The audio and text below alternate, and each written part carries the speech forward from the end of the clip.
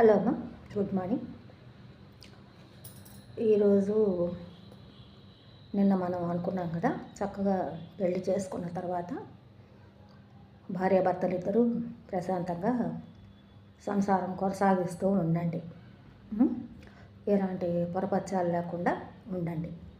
Next మీరేం చేయాలంటే, first of all మీ ఫోన్లలో ఉండే పాత నెంబర్లు ఉంటాయి కదా, మీ స్నేహితుల నెంబర్లు, ఏది ఆడవాళ్ళు అయితే మీ ఆడవాళ్ళ నంబర్లు, మగవాళ్ళు అయితే మగవాళ్ళ నంబర్లు, మీ ఈ రోజుల్లో ఫ్రెండ్స్, మగ ఫ్రెండ్స్ కానీ ఆడ ఫ్రెండ్స్ కానీ ఏవైనా కొంచెం వాళ్ళతో ఫోన్లలో తగ్గించండి మాటలు. పెళ్ళైన తర్వాత మీదే ప్రపంచం, అర్థమైందా? మీ ప్రపంచంలోకి, మీ బౌండరీలోకి ఎవరిని రానివ్వద్దండి. ఎందుకంటే పెళ్ళైన కొత్తలో కాబట్టి ప్రతి వాళ్ళు అడుగుతారు, ఏంటి మీ సంసారంలో జరిగే విశేషాలు ఏంటి, ఎక్కడికక్కడ వెళ్ళొచ్చారు, ఏం చేశారు, ఎలా ఉంటున్నారు, నీ భార్య ఎలా ఉంటుందనో లేకపోతే నీ భర్త ఎలా ఉంటున్నారు అనో ఏదో వాళ్ళ యొక్క ఉత్సాహంతో అడుగుతుంటారు. అక్కడ మీరు బ్రేక్ వేయాలి కంపల్సరిగా. ఎటువంటి పరిస్థితుల్లో మీ యొక్క పర్సనల్ విషయాలు మీరు ఎవరితో షేర్ చేసుకోవద్దు, అర్థమైందా? అక్కడే పెద్ద పొరపాటు జరిగిపోతుంది. అక్కడే పెద్ద పొరపాటు జరుగుతుందమ్మా. అందరూ మంచి దృష్టితో మనల్ని ఉంటారనో గానో, మనపైన మంచి అభిప్రాయాలతో ఉంటారనో కానీ మనం ఊహించలేము. మంచి భర్త ఉండొచ్చు, మంచి భార్య ఉండొచ్చు, కానీ వాళ్ళ మీద వాళ్ళ కన్ను పడింది అనుకోండి, వీళ్ళింత హ్యాపీగా ఉంటున్నారు, వీళ్ళింత జీవితాన్ని ఎంజాయ్ చేస్తున్నారు అనే మనసులో కనుక వాళ్ళకు ఒక రకమైన అభిప్రాయం, అది ఎవరికైనా రావచ్చమ్మా. ఈ రోజుల్లో ఎవరిని నమ్మలేని పరిస్థితులు, మీకు అది అర్థం కాదు. చిన్నపిల్లలు కాబట్టి చెప్తున్నాను నేను. ఎటువంటి పరిస్థితుల్లో కూడా మీ ఫ్రెండ్స్కి కానీ, మీకు అదే దగ్గరగా ఉండే కొలీగ్స్ కానీ ఎవ్వరికి మీరు ఇలాంటి విషయాలు షేర్ చేయొద్దమ్మా. పొరపాటున కూడా చెప్పొద్దు. మేము వెళ్ళాం అంతేవరకు ఏదో ముక్తసరిగా సమాధానాలు చెప్పండి, అంతేకాని పిన్ టు పిన్ను ఇంట్లో జరిగే విషయాలు ఏవి కూడా మీకు ఫ్రెండ్స్కి మాత్రం చేరవేయద్దంటే అది చాలా పెద్ద పొరపాటు.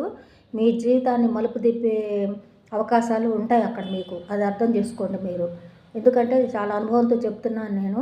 పొరపాటున కూడా మగపిల్లలు కూడా, మీరు కూడా మగపిల్లలైనా కానీ ఏదో ఫ్రెండ్స్తో కూర్చొని ఏదో కబుర్లు చెప్పుకుంటూ మా ఆవిడ ఇట్లా, మా ఆవిడ అట్లా, ఇలా చేసింది, మా ఆవిడ అట్లా అని మీరు చెప్పొద్దు ఫస్ట్ ఆఫ్ ఆల్. రెండో మగపిల్లలు మీరు చేయాల్సిన పని ఏంటంటే, స్నేహితుల్ని కానీ సన్నిహితుల్ని కానీ ఇళ్ళ వరకు తీసుకురావద్దు, అర్థమైందా? మీరు వెళ్ళండి, బయటికి వెళ్ళండి, మీ ఫ్రెండ్స్తో మీరు మాట్లాడుకోండి, అంతవరకే. ఇంటికి మాత్రం తీసుకురావద్దు. పొరపాటున కూడా మీ వైఫ్కి పరిచయాలు చేయటం కానీ చెయ్యొద్దు. ఎందుకంటే మీరు లేని టైంలో వాళ్ళు, అంటే తప్పుగా మాట్లాడుకోవాకండి ఆయన, తప్పుగా అనుకోవాకండి. మీరు లేని టైంలో ఒకవేళ రావచ్చు, అవసరపడి రావచ్చు, వచ్చి వాళ్ళు ఏంటంటే అనవసరమైన మాటలు మాట్లాడటం అలా కూడా ఒక్కొక్కసారి జరుగుతుంటాయేమో. అది మంచిగానే మొదలు పెడతారు, ముందు మంచిగానే మొదలుపెట్టిన తర్వాత దాని యొక్క పరిణామాలు అనేవి చాలా ఇదిగా పోతుంటాయి. అది మీకు అర్థం కాదు ఆ విషయం. తర్వాత మీరు అంతా మునిగిన తర్వాత కానీ మీరు తెలుసుకోలేని పరిస్థితి. అట్లా అని అందరూ చెడ్డవాళ్ళని నేను చెప్పట్లేదు. చెడ్డవాళ్ళ మంచివాళ్ళ, వాళ్ళు ఎలాంటి వాళ్ళ అనేది కానీ మనకు అనవసరం. పాలు నీళ్లు అనేవి ఎప్పుడు తేలుతుంది మనకి? ఎప్పుడో కొంప మునిగిన తర్వాత అప్పుడు తెలుసుకుంటాం, వీళ్ళు బాపా ఇలాంటి వాళ్ళ అలాంటి వాళ్ళ అని. కాబట్టి వద్దమ్మా, ఎటువంటి పరిస్థితుల్లో మగ పిల్లలు మీరు ఆడ ఫ్రెండ్స్ని తేవద్దు, మగ ఫ్రెండ్స్ని తేవద్దు, ఎవరిని తేవద్దండి కొన్నాళ్ల పాటు, అర్థమైందా? ఎవరితో ఏ విషయాలు షేర్ చేసుకోబాకండి. మీరిద్దరే ప్రశాంతంగా ఉండండి. ఆడపిల్లలకైనా ఇదే చెప్తున్నానమ్మా. మగపిల్లల దగ్గర కానీ మీ ఫ్రెండ్స్ ఉంటారు కదా, రోజుల్లో ఫ్రెండ్స్ ఉంటారు కాబట్టి ఏ ఫ్రెండ్స్కైనా కూడా పొరపాటున మీ విషయాలు, మీ భర్త విషయాలు కానీ, మీ ఇంట్లో జరిగే విషయాలు కానీ అది చెప్పొద్దండి. అది ఒక రకమైన లీనెన్స్గా అవుతుంది, అలా చేసుకోవాకండి. సాధ్యమంత వరకు మీరు అలర్ట్గా ఉండండి. ఎందుకంటే జీవితాలు మలుపు తిరిగే అవకాశాలు ఇలాంటి పరిస్థితుల దగ్గరే స్టార్ట్ అవుతాయి. తర్వాత వాటిని మనం కంట్రోల్ చేయటం అనేది చాలా ఇబ్బంది అవుతుంది. కాబట్టి ముందుగానే జాగ్రత్తగా ఉండండి. అక్కడ మీ ఇద్దరి వరకు ఉండండి, బౌండరీ తీసుకోండి, మీ ఇద్దరిలోనే ఉండండి. చక్కగా షాపింగ్లు తిరగండి, ఏదైనా ఊర్లో తిరగండి, అంత ఫోటోలు తీసుకోండి చక్కగా. అన్ని ఫోటోలు అందరికీ షేర్లు చేయొద్దు, ముఖ్యంగా స్టేటస్లో వాటిలో పెట్టద్దు.